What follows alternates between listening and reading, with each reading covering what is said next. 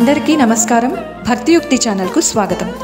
ఈరోజు మనం కార్తీక పురాణ కథామృతంలోని 23వ అధ్యాయం గురించి తెలుసుకోబోతున్నాం. ఈ అధ్యాయం శ్రీరంగ క్షేత్రమున పురంజయుడు ముక్తినందుట గురించి తెలియజేస్తుంది. మరి కథలోకి వెళ్దాం. అగస్త్యుడు మరలా అత్రి మహర్షిని కాంచి, ఓ మునిపుంగవ, విజయము పొందిన పురంజయుడు ఏమి చేసెనో వివరింపుము అని అడుగగా అత్రి మహాముని ఇట్లు చెప్పిరి.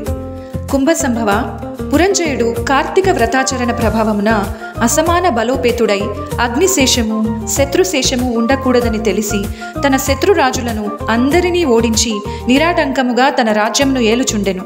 తన యొక్క విష్ణుభక్తి ప్రభావము వలన గొప్ప పరాక్రమవంతుడు, పవిత్రుడు, సత్యదీక్ష తత్పరుడు, నిత్యాన్నదాత, భక్తప్రియవాది, తేజోవంతుడు, వేదాంగవేత్తయై ఉందును. మరియు అనేక శత్రువులను జయించి దశ దిశలా తన అఖండ కీర్తిని ప్రసరింపచేసెను. శత్రువులకు సింహస్వప్నమై విష్ణుసేవా దురంధరుడై కార్తీక వ్రత ప్రభావమున కోటికి పడగెత్తి అరిషడ్వర్గములను కూడా జయించిన వాడై ఉండెను. సపరివారముగా బయలుదేరి మార్గమధ్యమున ఉన్న పుణ్యక్షేత్రములను దర్శించుచు ఆయా దేవతలను సేవించుచు పుణ్యనదులలో స్నానము చేయుచు శ్రీరంగమును చేరుకొనెను.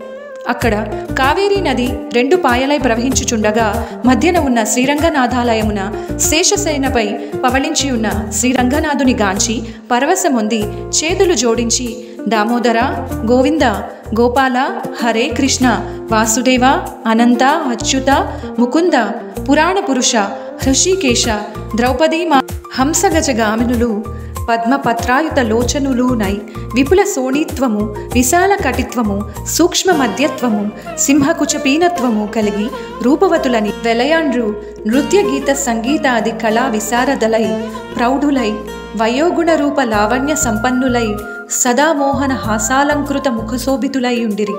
పురంజయుడు శ్రీరంగ క్షేత్రమున కార్తీక మాస వ్రతమాచరించి సతీ సమేతుడై గృహమునకు సుఖముగా చేరెను.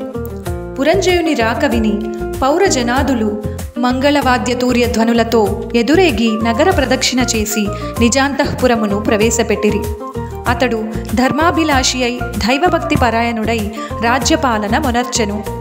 కొంతకాలము గడిపి వృద్ధాప్యము వచ్చుటచే ఐహిక వాంఛలను వదులుకొని తన కుమారునికి రాజ్యభారమును అప్పగించి పట్టాభిషిక్తుని చేసి తాను వానప్రస్థాశ్రమమును స్వీకరించి అరణ్యమున కేగెను. అతడా వానప్రస్థాశ్రమమందు కూడా ఏటేటా విధి విధానముగా కార్తీక వ్రతమాచరించుచు క్రమక్రమముగా శరీరమడుగుటచే మరణించి వైకుంఠమునకు పోయెను. కావున ఓ అగస్త్య, కార్తీక వ్రతము అత్యంత ఫలప్రదమైన మహాత్యము కలది. దానిని ప్రతి వారును ఆచరించవలెను. ఈ కథ చదివిన వారికి మరియు చదివినప్పుడు విన్నవారికి కూడా వైకుంఠ ప్రాప్తి కలుగును. ఇట్లు స్కాంద పురాణ అంతర్గత వశిష్ఠ ప్రోక్త కార్తీక మహాత్యమందలి త్రయోవింశోధ్యాయము 23వ రోజు పారాయణం సమాప్తం. ఈ వీడియో మీకు నచ్చినట్టయితే లైక్ చేయండి, షేర్ చేయండి, కామెంట్ చేయండి. మరియు ఇలాంటి పవిత్రమైన కథలను తరచూ వినడానికి భక్తియుక్తి ఛానల్ను సబ్స్క్రైబ్ చేయడం మర్చిపోవద్దు. ధన్యవాదాలు.